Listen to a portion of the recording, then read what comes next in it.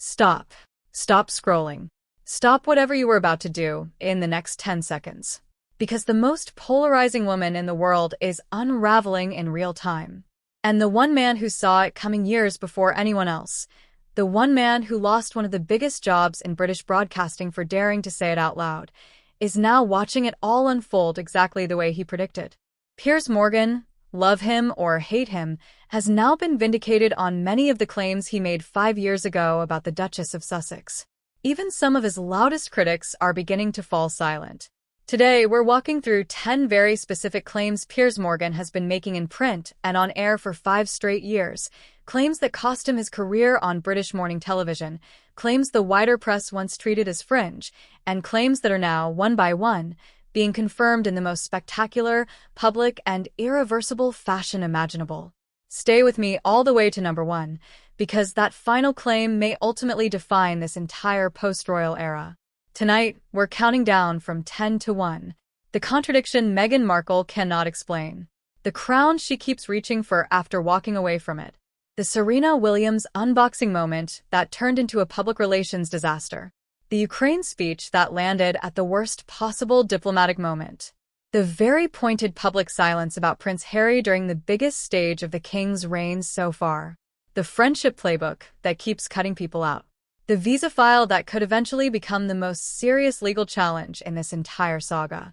The financial reckoning that one source has now placed on a 5-year timeline. The bullying inquiry that never truly disappeared. And finally, the one claim Piers Morgan made in 2021, the claim that ended his career on British morning television and that much of the world has slowly begun to accept. So get comfortable.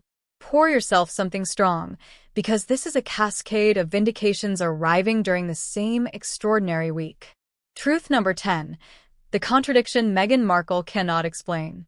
We begin here because this is the moment when everything cracked open in plain sight and millions of people watched it happen in real time. Weeks ago, Meghan Markle sat down for a long, carefully styled video conversation with her close friend Jamie Kern-Lima. 2 rocking chairs.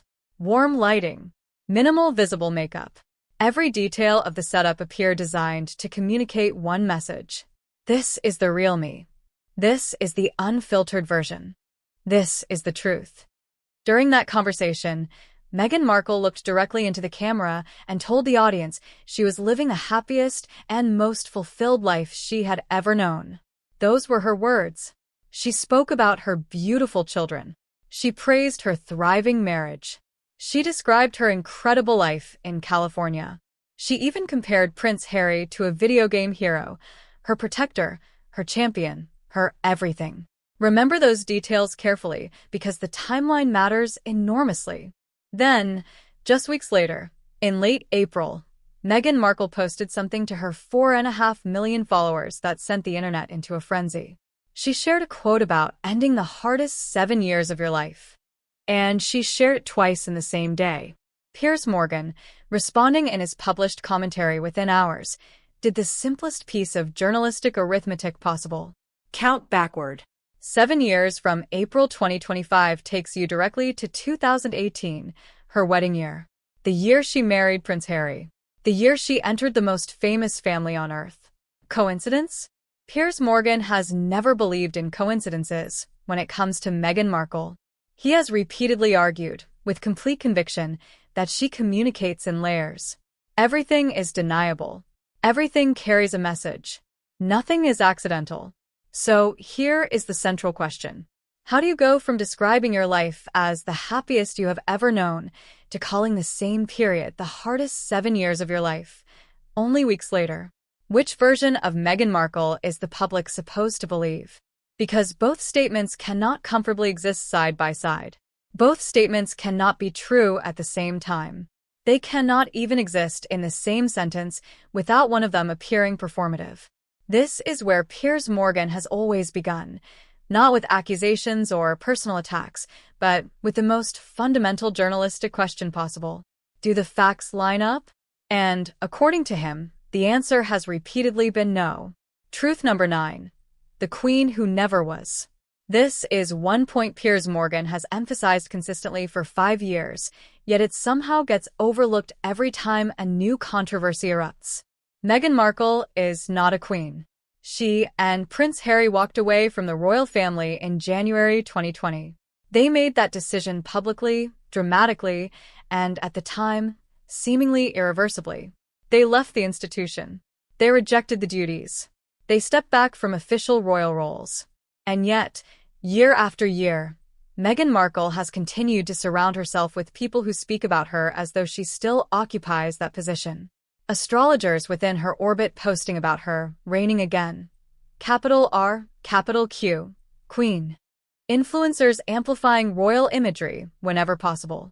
The broader Sussex media machine quietly building an atmosphere filled with royal language and royal aesthetics around a woman who formally surrendered the role itself. Piers Morgan has repeatedly pointed to one specific moment as especially revealing, when Meghan Markle referred to herself as a princess during a podcast conversation with young girls. She is not a princess. She knows she is not a princess. Yet, according to critics, she used the term anyway because the brand depends on it. The commercial value depends on it. The audience being targeted by the lifestyle products is reached most effectively through the imagery of royalty, the very imagery she officially walked away from. And this is the central argument Piers Morgan has never abandoned, one that much of the wider royal commentary world has slowly begun to echo. You cannot hold onto the crown while simultaneously claiming victimhood from the institution that gave it to you. You cannot walk away from the monarchy, publicly criticize it, profit from criticizing it, and then continue using its imagery to market candles, jam, and luxury lifestyle products. At some point, you have to choose a lane. According to critics, Meghan Markle has spent 7 years trying to occupy both at the same time, and audiences on both sides of the Atlantic are growing increasingly exhausted by the contradiction. Supporters of this argument point to polling data, declining engagement metrics surrounding her lifestyle content, and the notable silence from many A-list celebrities around her recent wedding anniversary coverage. The audience has noticed. And the audience, quietly but steadily, has begun to stop pretending it hasn't. Truth number 8. The Serena Williams disaster nobody expected. To understand why this moment mattered, you have to look beyond the surface-level embarrassment and focus on what critics believe it revealed about the broader commercial operation. Meghan Markle launched her latest, as ever, collection through carefully curated product listings. Among the products were a $64 candle and gourmet chocolates priced at $42 per package, presented in elegant powder blue packaging. The brand positioned itself as aspirational luxury aimed at the modern high-end consumer. Naturally, the team followed the standard playbook for luxury lifestyle launches. Send a public relations package to the most famous and loyal celebrity ally available. That ally was Serena Williams. When your closest celebrity friend, and one of the most recognizable athletes in the world, agrees to film an unboxing video for millions of followers, it is supposed to become effortless organic promotion. It should be the moment the lifestyle empire officially announces itself to the world. But what unfolded on camera appeared, to many viewers, to be something very different. Serena Williams opened the package. And, according to visible footage from the video, the chocolates appeared smashed, broken, and melted together. She looked down at them on camera, visibly surprised. And the expression on Serena Williams' face said everything her carefully chosen words were trying not to say. Then came the detail that transformed the entire clip into a viral moment. Serena Williams admitted on camera that she doesn't even particularly like chocolate. She tried one anyway. She politely described them as beautiful, while visibly struggling through the moment. Then came the candles, products that, according to Meghan Markle's own marketing language, were inspired by her children's birthdays. Serena Williams attempted to read the scent notes aloud. She couldn't pronounce several of the ingredients. The video ended with a somewhat awkward, "Looks good. I love you, Meghan." Within hours, the clip had gone viral. Piers Morgan's response was immediate and brutal. According to him, when your closest and most famous ally cannot confidently pronounce your product while actively trying to promote it, that is not simply a bad public relations moment. It is a warning sign for the entire brand. And the details surrounding that viral clip only intensified the criticism. According to reports published across multiple outlets, Meghan Markle's luxury clothing resale platform had reportedly sold only a single-digit number of items at the time of the most recent disclosures. Some customers, according to complaints circulating online, allegedly received candles without wicks inside them. A wickless candle sold as a luxury product is exactly the sort of mistake consumers remember for months.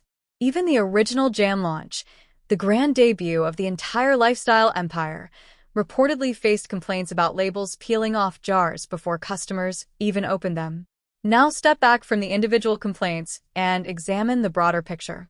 This is a woman who, according to widely reported figures, secured a Netflix arrangement initially valued around $100 million and a Spotify deal reportedly worth approximately $20 million before it collapsed.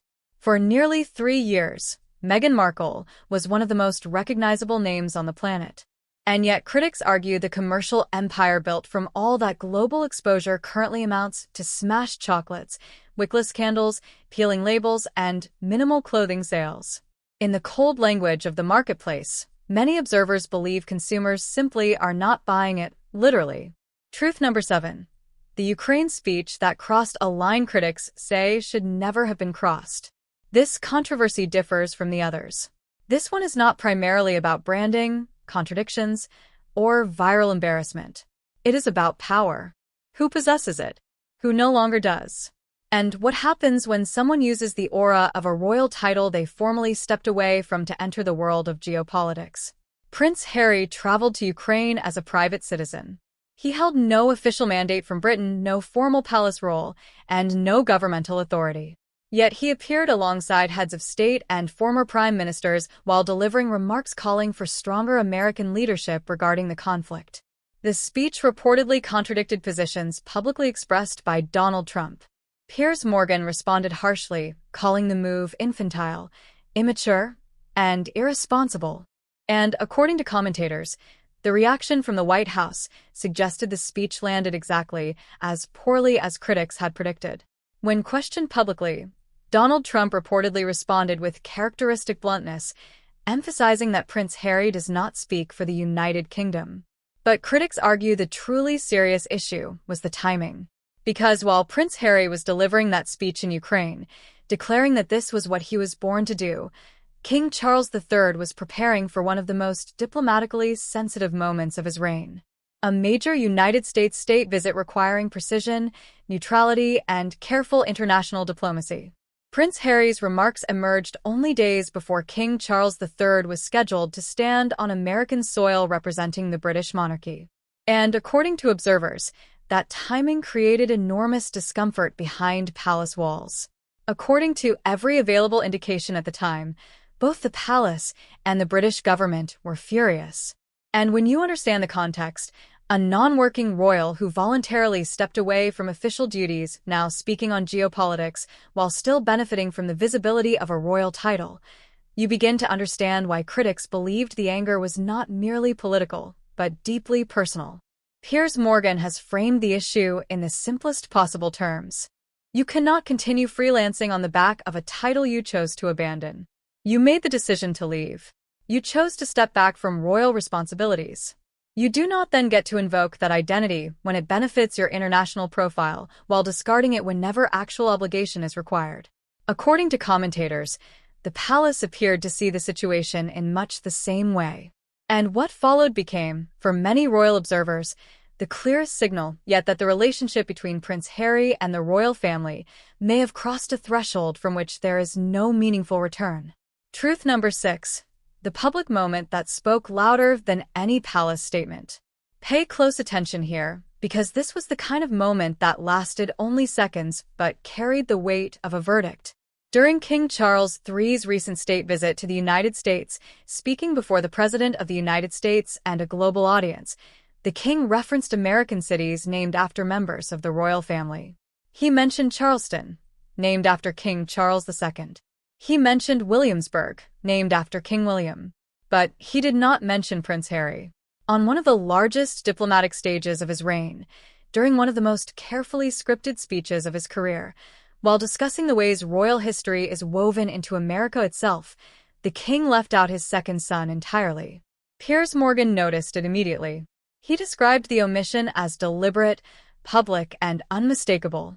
Not an accident. Not an editing oversight. A signal. A calculated message delivered before hundreds of millions of viewers in a setting so public it could never later be explained away. Now place that moment beside what has already happened to Prince Andrew, formerly the Duke of York. King Charles III supported the removal of his brother's military titles, patronages, and official royal associations. The separation from institutional royal life was carried out quietly, but thoroughly. And according to royal commentators, including Piers Morgan, discussions are now increasingly centered around whether similar institutional consequences could eventually face Prince Harry. The argument Piers Morgan continues to raise is that the king may now be wrestling with what insiders have reportedly described as the nuclear option: removing titles, ending official royal connections, closing the institutional door permanently. And here is the part of the argument that critics believe should genuinely concern Prince Harry's team. Prince Andrew disgraced himself through scandal and association with a convicted criminal, but he never publicly attacked the monarchy itself. He never wrote a memoir criticizing the institution from the inside. He never sat for a globally broadcast interview detailing deeply personal grievances against his own family. He never partnered with a streaming platform to produce documentaries centered on royal conflict. He never published hundreds of pages portraying royal life as cold, cruel, and emotionally impossible. According to Piers Morgan, Prince Harry has done all of those things. And if the monarchy was prepared to remove Prince Andrew from public royal life over scandal, critics now ask a logical follow-up question. What happens when the issue is not private scandal, but a sustained public attack on the institution itself? In Piers Morgan's framing, the debate is no longer whether such an option technically exists. The question is whether the cumulative weight of the conduct is making some kind of institutional response increasingly unavoidable. To be clear, this remains commentary and speculation, not a confirmed palace plan. But the fact that the discussion is now happening openly marks a major shift in itself. Truth number 5. The friendship playbook. Now let's talk about the people who have reportedly disappeared from Meghan Markle's inner circle, not as gossip, but as a recurring pattern critics believe deserves attention. Because Piers Morgan has long argued that the most revealing thing about any public figure is not simply who they surround themselves with. It is who they systematically remove from their lives over time. And according to critics, when you examine the long list of people who were once genuinely close to Meghan Markle, not casual celebrity acquaintances or public relations allies, but real personal relationships, a striking pattern begins to emerge. When critics examine Meghan Markle's relationships over time, they argue the pattern becomes increasingly difficult to ignore. According to widely reported accounts, nearly her entire paternal family has been cut off from her life. Her father, Thomas Markle, whose involvement in staged paparazzi photographs was heavily covered by the media before the royal wedding, has reportedly remained completely estranged since that period. Former friends once described as lifelong confidants during her early royal years also appear to have disappeared from her inner circle. Then there were the staff departures. Multiple employees left during circumstances serious enough to trigger a formal bullying inquiry within Kensington Palace itself. Former Kensington Palace Communications Secretary Jason Knopf formally documented his concerns in 2018. In a written email to senior officials, he described what he characterized as troubling behavior towards staff members. According to the documented reporting, he specifically alleged that employees had been bullied out of their positions and that their confidence had been systematically undermined.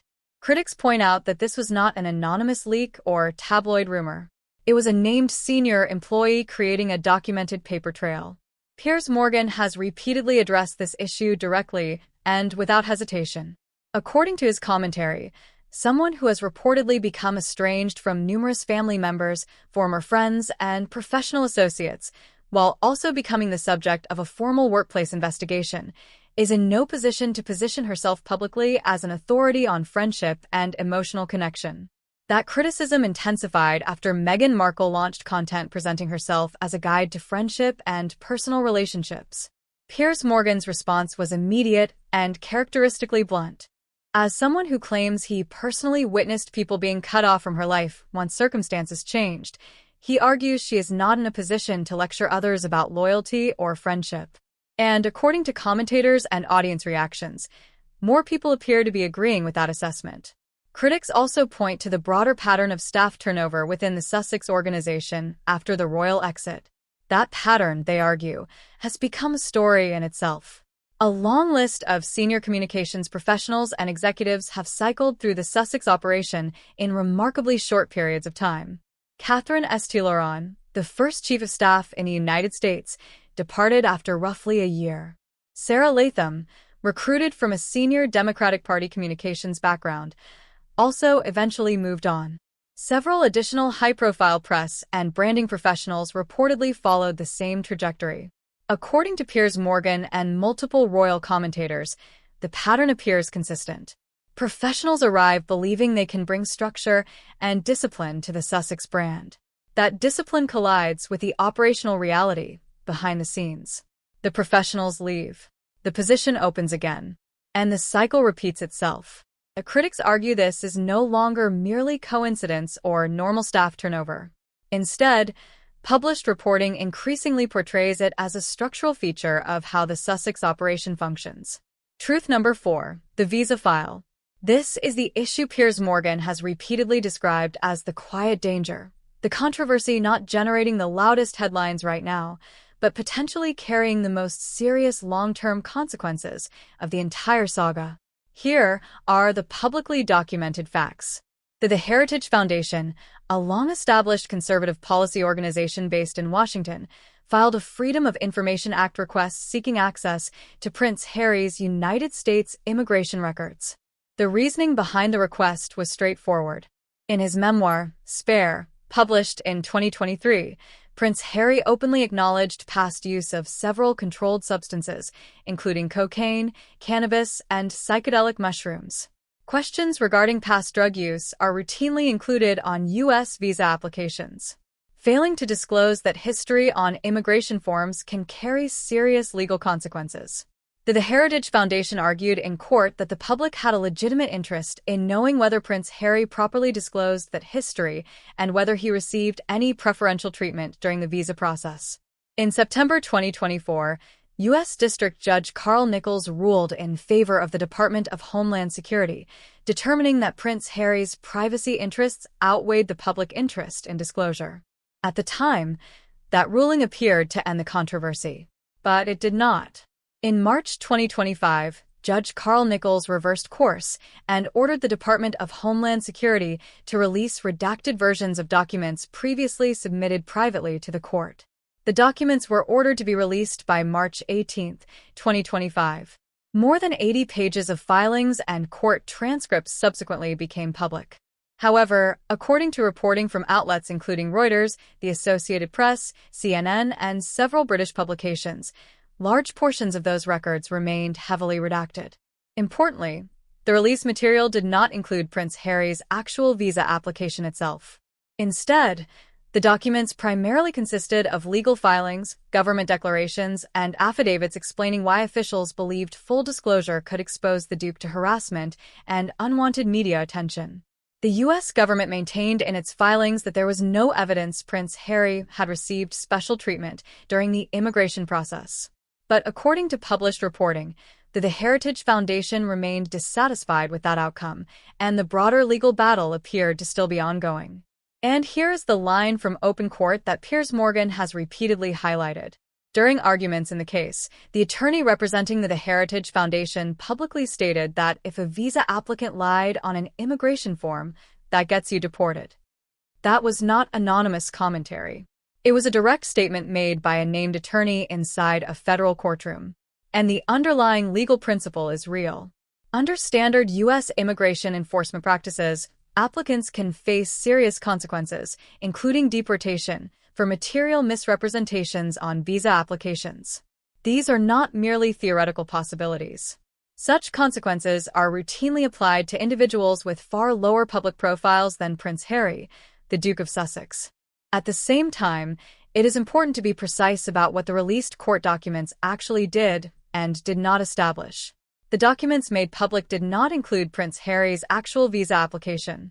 Instead, they consisted of court filings, government declarations explaining why disclosure was opposed, and affidavits submitted by federal officials. The published position of the Department of Homeland Security remained consistent throughout the filings. The agency stated it found no evidence that Prince Harry received preferential treatment during the visa process. That is the official government position, and it should be reported clearly as such. However, critics argue the released records also failed to fully close the underlying controversy.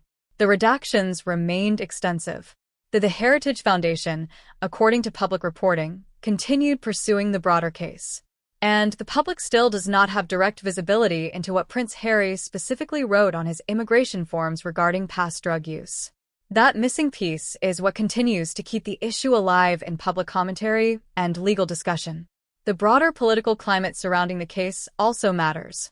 The Department of Homeland Security reportedly fought disclosure efforts for nearly 2 years. And according to political commentators, the administration in power during the later stages of the case appeared to have little public sympathy toward the Sussex household. Across multiple platforms and columns, Piers Morgan has continued insisting that the case is far from over. In his typically understated style, he has repeatedly warned there may be trouble ahead. And critics argue he is not exaggerating the seriousness of the situation.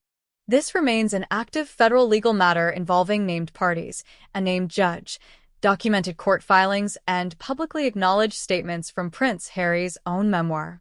The clock, as commentators continue to point out, is still ticking. According to the available reporting, the next phase of this controversy is likely to unfold not in tabloids, but in courtrooms. Truth number 3. The financial reckoning approaching at speed. Piers Morgan has long argued that, in the end, the real truth would come down to money. Not titles. Not interviews. Not public drama. Money. And according to recent reporting, that financial picture is becoming sharper and more concerning than at any point since the Sussexes left royal life. Financial commentators following the story have reportedly suggested that Prince Harry and Meghan Markle may have a runway of roughly 5 years before facing what one source described as a lifestyle adjustment they cannot brand their way out of. That is reported commentary, not established fact.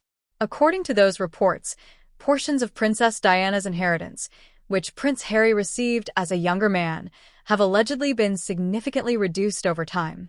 The inheritance connected to the Queen Mother, reportedly received at a later milestone birthday, is also said by commentators to be gradually supporting the couple's current lifestyle.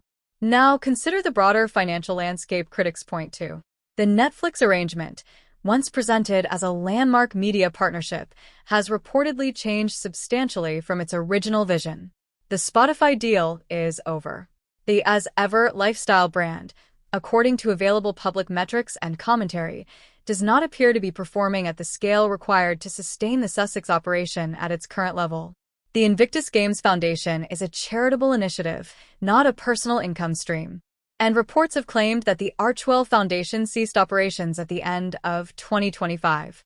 Now add to that the growing whispers coming from Montecito itself. According to local commentary and entertainment gossip, one particular detail has quietly become a recurring punchline among observers familiar with the area. In one of the wealthiest zip codes in America, there is an unspoken expectation among homeowners. When you purchase a property at that level, you renovate it. Not as a luxury, as a standard.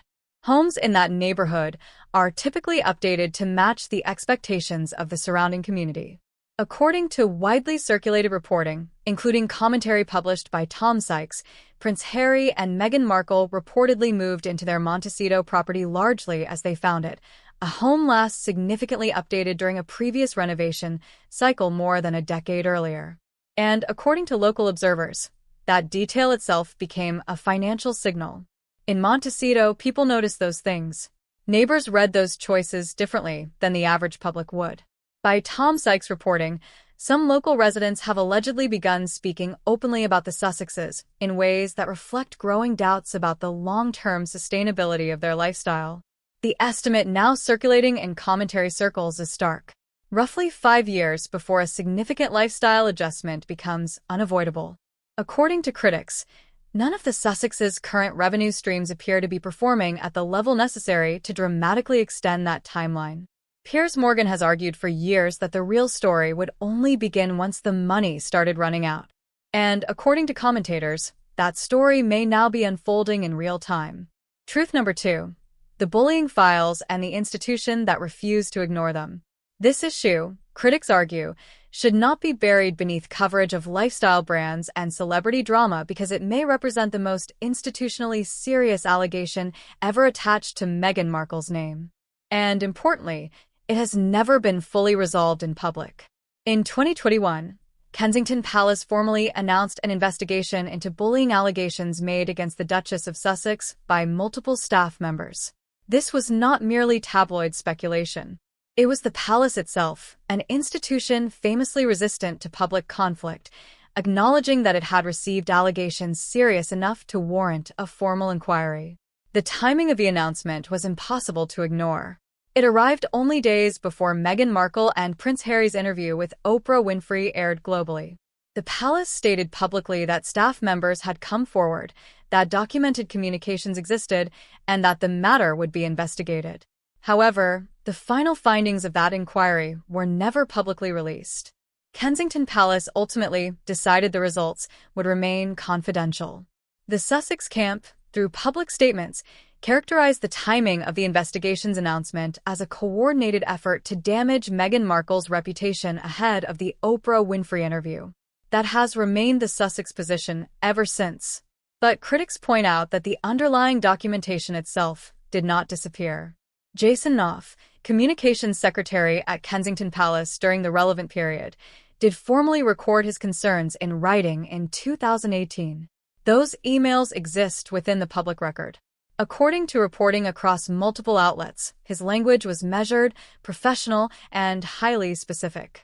He described what he believed to be a pattern of behavior that caused serious distress to staff members working closely with the Duchess.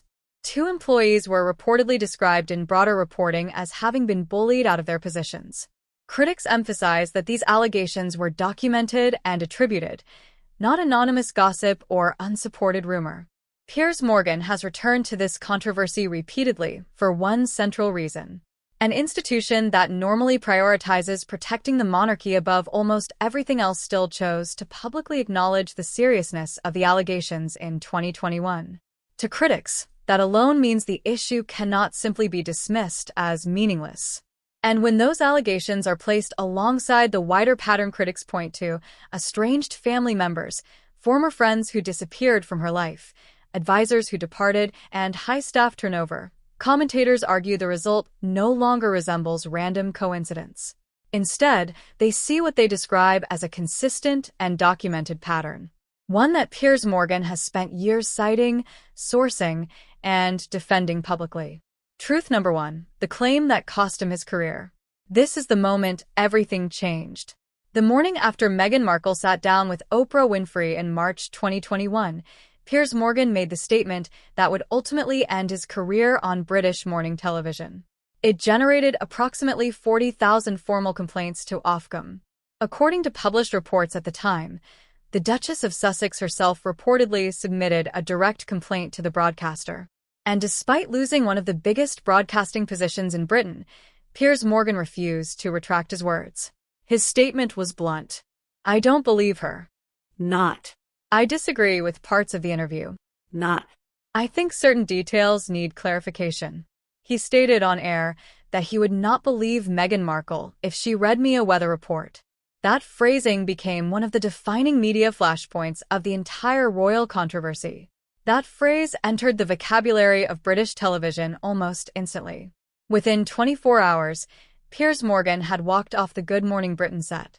Within 2 days, he had left the program entirely. According to figures published at the time, roughly 40,000 formal complaints were submitted to Ofcom regarding that single broadcast, one of the highest complaint totals in the regulator's recent history. Published reports also indicated that Meghan Markle, the Duchess of Sussex, personally complained to the broadcaster. That was 2021. Now look at this single week alone. Meghan Markle told the public she was living the happiest period of her life. Then, only weeks later, she shared content suggesting the past 7 years had been the hardest years of her life. In earlier public appearances, she told schoolchildren she had been the most trolled person in the world for several consecutive years. Meanwhile, supporters and commentators within her orbit continued circulating imagery and language suggesting she could somehow reign again. Across the Oprah Winfrey interview, the Netflix documentaries, and the 400 pages of Spare, the Sussex narrative consistently argued that the royal family was cold, emotionally damaging, and impossible to live alongside. And this is the question Piers Morgan has repeatedly asked. How many of these claims can logically coexist at the same time?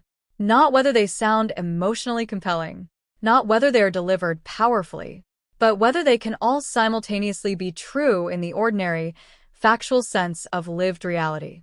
Critics argue that once those statements are placed side by side, they begin collapsing into contradiction. According to Piers Morgan, the central issue has never been that Meghan Markle lies in simple, easily disproven ways.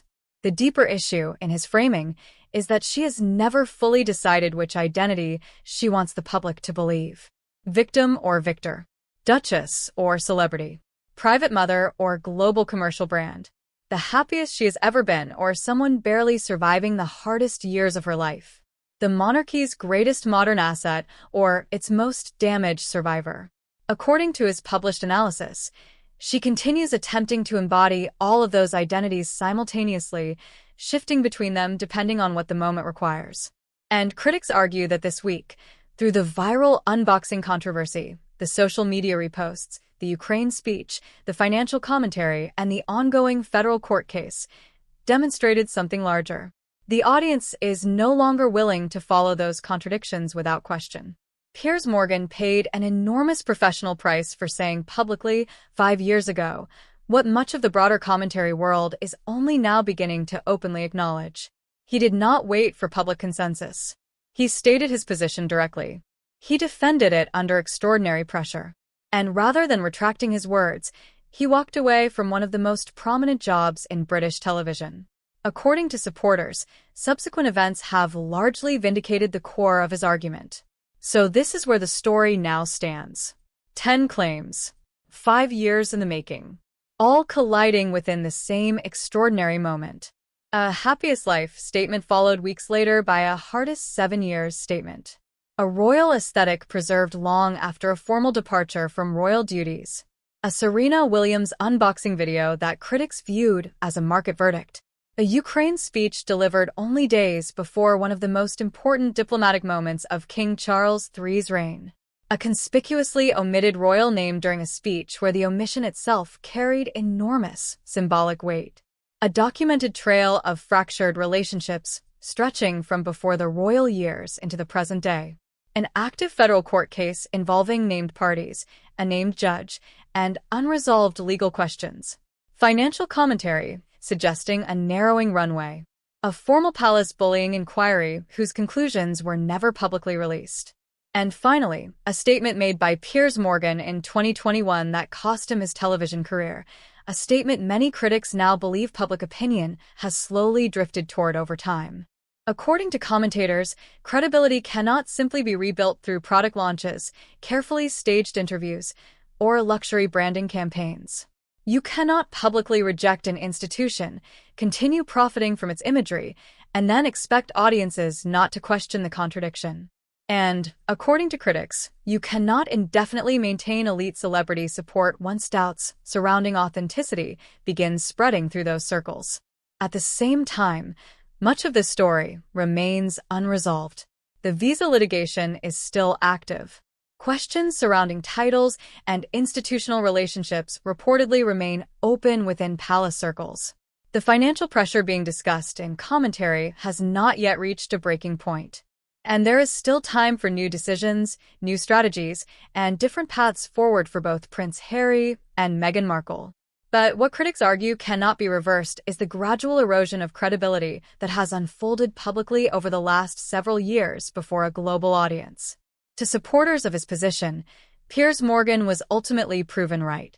He said what he believed. He paid a professional price for saying it. And much of the wider commentary world, according to his supporters, has slowly begun catching up to him. The broader takeaway extends beyond any single controversy. Critics argue that these debates are no longer fueled solely by tabloid speculation. They now involve documented reporting, named sources, federal court filings, official palace statements, and Meghan Markle's own public words existing alongside other public statements that critics believe increasingly contradict one another. That, supporters argue, is the standard Piers Morgan set for himself 5 years ago. And they believe it is the same standard much of the broader public conversation has now adopted. Stay alert. Stay watching. Because the story that began with a royal wedding 7 years ago is far from over. According to many observers, it may only now be entering the chapter that others believed was inevitable all along. I'll see you very soon.